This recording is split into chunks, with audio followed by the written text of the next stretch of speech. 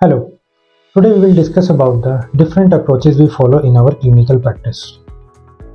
It is very important to decide in your clinical practice what approach we follow while prescribing, because we have to find the minimum.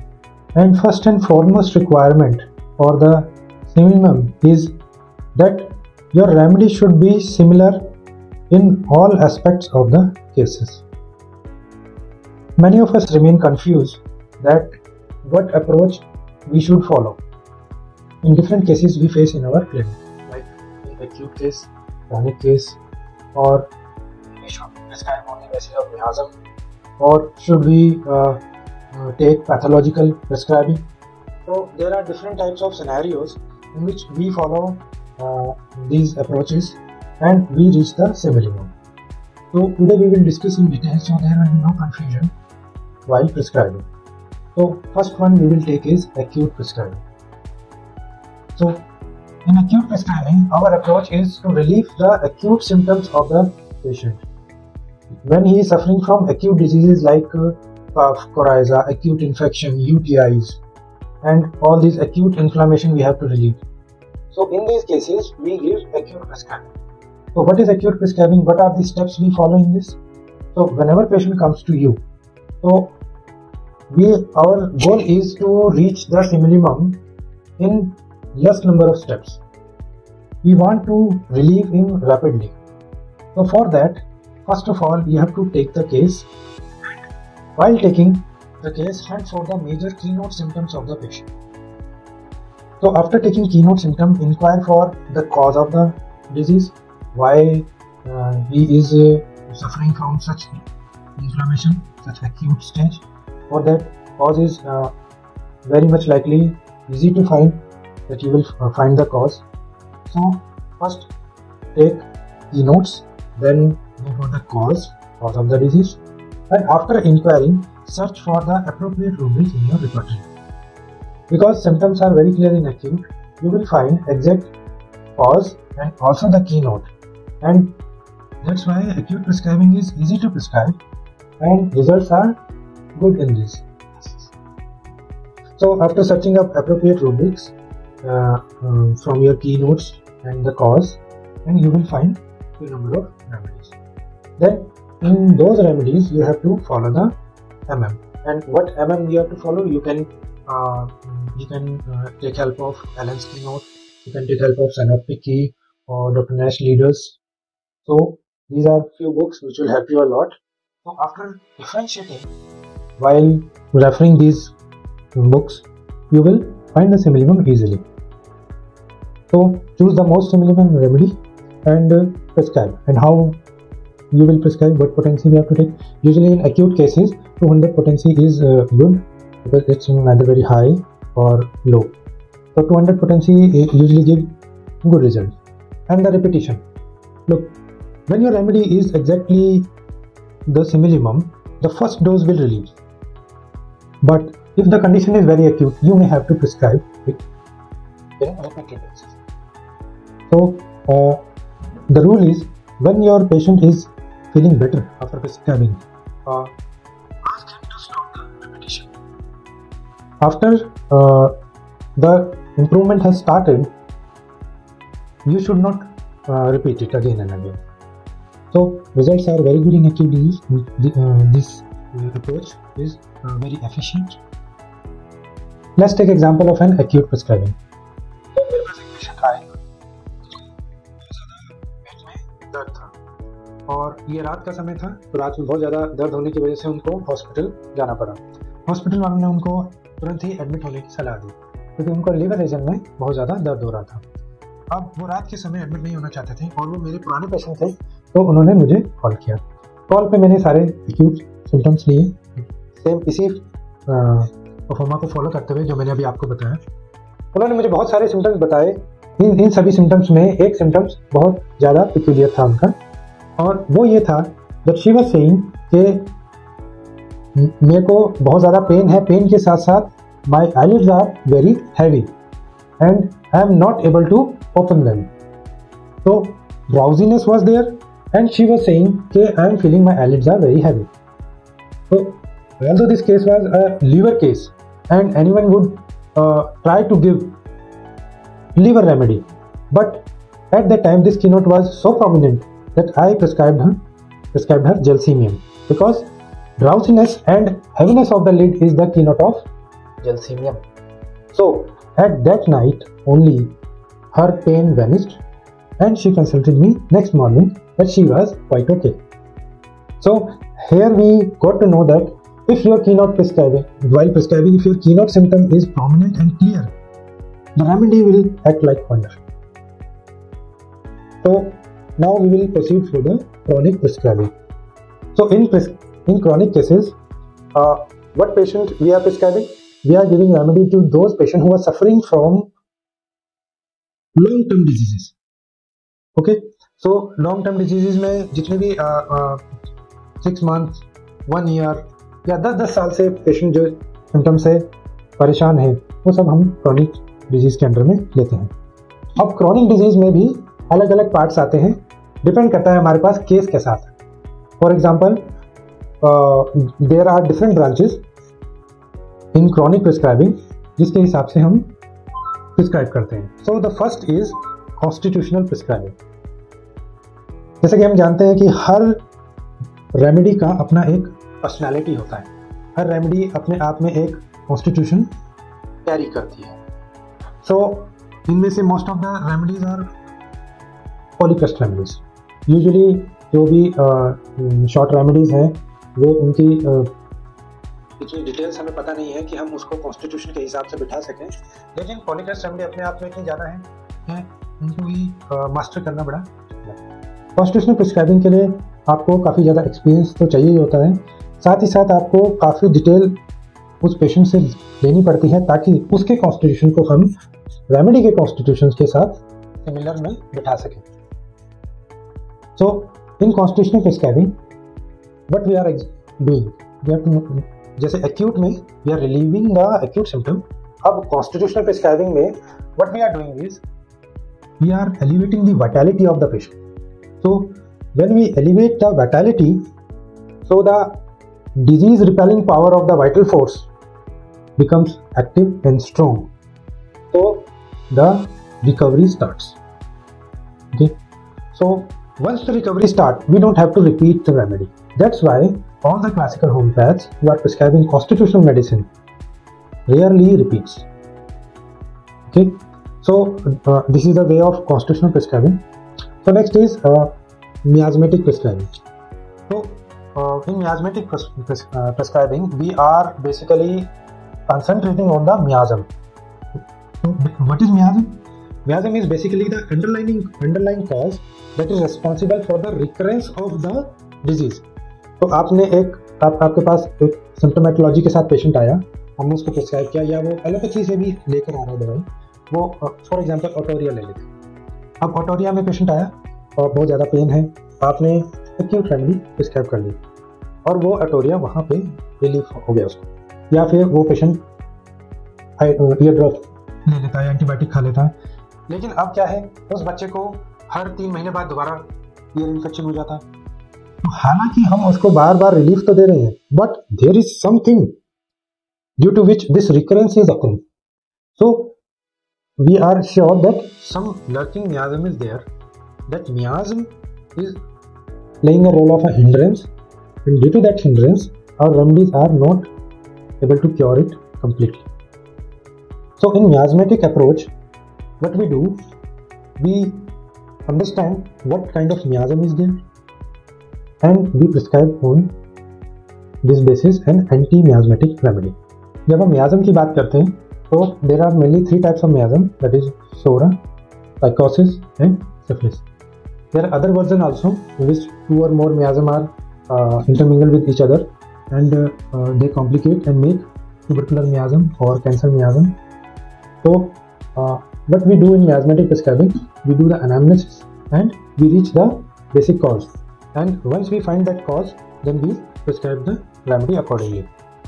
So in chronic case, whether we are doing constitutional prescribing or we are considering the miasm, there is a certain set of steps which we follow, and they will help you a lot in chronic prescribing. Let's take those steps.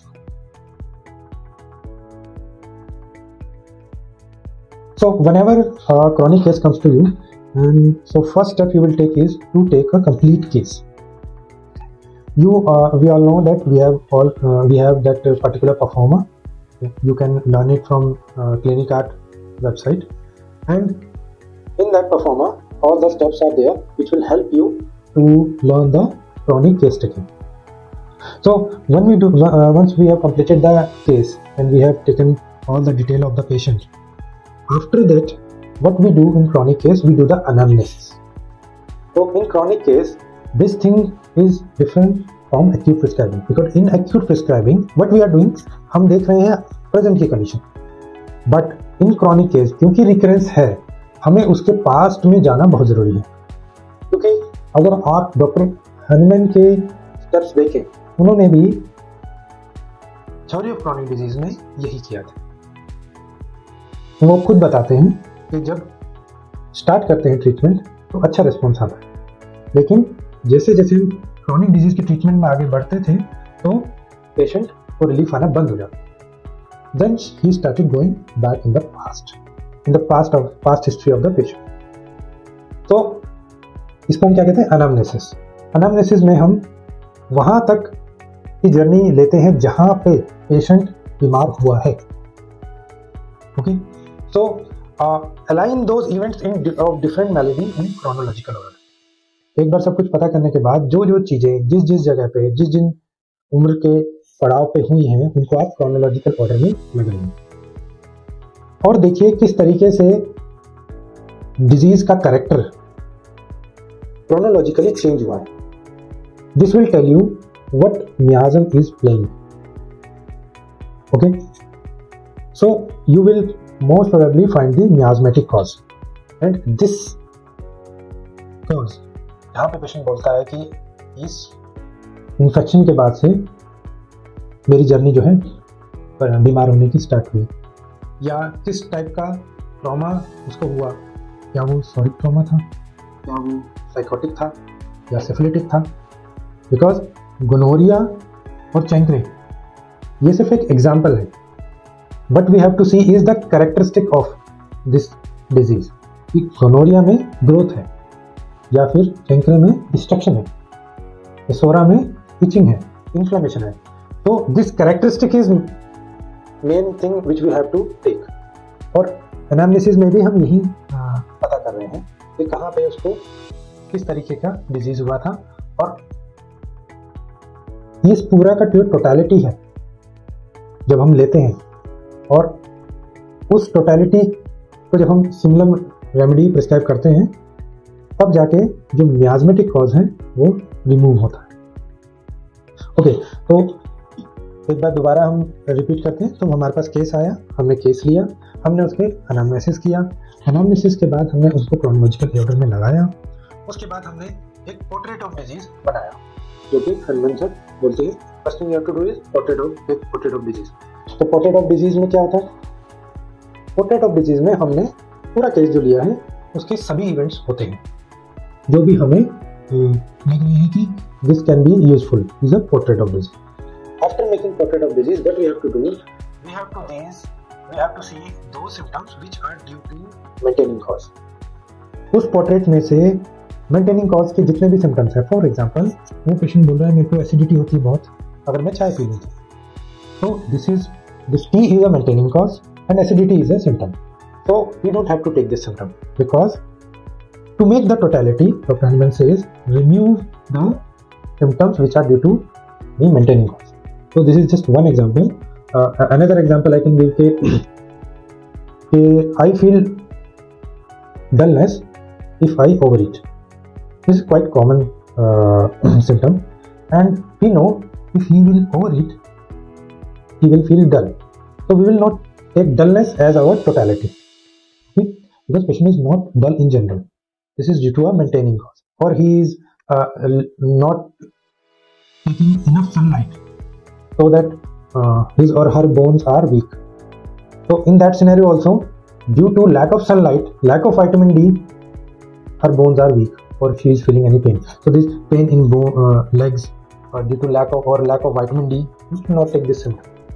So after removing all the symptoms, whatever we are left with is our totality. So this totality have all the characteristic symptoms, peculiar symptoms, and also the miasmatic analysis which we have done earlier is there. So after having this totality, what we have to do, we have to convert these symptoms into rubric.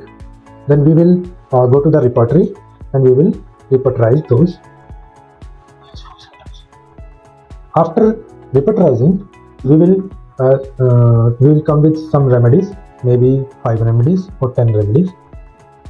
Now, here comes the role of constitutional prescribing, because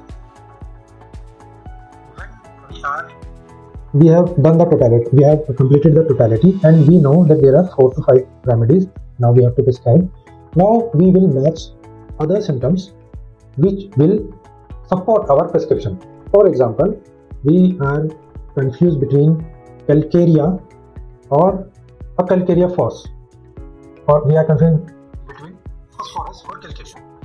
So we know that calcareas are chubby people and phosphorus are lean thin people. So now we have matched totality, and now we are matching the constitution. So this will greatly increase our chances to be successful. So on the basis of constitution, we can remove or select some remedies. After that, miasmatic analysis, which we have done earlier, will also help. For example, if there is more of psychotic growth in malady, or if there is some caries in bones. So we know that caries in bones is a syphilitic symptom, and in the repertory we have some syphilitic remedy. For example, myrrh or aurum, or other remedy is thuja. So we will choose aurum over thuja. Both comes nearby in psychotic cases, but if there is syphilis, we will choose the aurum. So miasmatic analysis and constitutional analysis both play a vital role while choosing the remedy. So these are the steps in chronic prescribing. So for this, to learn this chronic prescribing, you can refer Dr. Kent's Metra Medica, Dr. Borick, Dr. Bonninghausen, and Dr. Nash. They all have given detailed picture of this remedy. You can easily go through them. This requires a little bit hard work to learn this. So that's all we done with chronic prescribing. Now we will move to the pathological prescribing. What is pathological prescribing? Pathological prescribing is that we are giving the remedy on the basis of pathological symptom of the patient. Although we are also hunting the similarity, but we are not watching the whole constitution of the patient. Rather than we are looking at pathology which is going on. So this method is based on the assumption that certain remedy have specific affinity for certain organs or a certain pathology. For example, like arsenic has special tendency to produce gangrene, or snakes have tendency to produce blood pathologies. So in pathological prescribing, we see the pathological condition and we choose remedy from that state. This approach is effective in advanced cases, like advanced cases of cancers, advanced pathological condition where gangrene has progressed much, and also when the patient is taking allopathic medicine and there are a lot of allopathic drugs he or she is taking. So at that time, single dose usually don't work because all the action of the medicine is hindered by the other medicine, and we also can't stop them. So in that case, we choose to prescribe on pathological basis so that we can stop the progress of the disease. Or next option is emergency prescribing. It's just like acute prescribing, but we are just looking for emergency cause that just happened, and on that cause we prescribe. This type of prescribing is used in case of burn, trauma, injury, or any kind of shock from which patient has suffered. For example, most commonly prescribe remedy for blunt injury is arnica. कहीं किसी को नील पड़ा है, हम ज़्यादा कुछ नहीं पूछते क्योंकि जस्ट अभी उसको चोट लगी है, हमें कॉजेटिव फैक्टर पता है और उसके बाद इफेक्ट आया है bruise and this is symptom of arnica. So this kind of prescribing is emergency prescribing in which we are just concentrating on cause and that acute symptom of that remedy. For example, let's take another example like patient लू चल रही है और patient भरी गर्मी में बाहर market होके आया, उसके बाद से उसको सीवियर हेडेक स्टार्ट हो जाता है। तो in that case we can think of ग्लोनॉइल।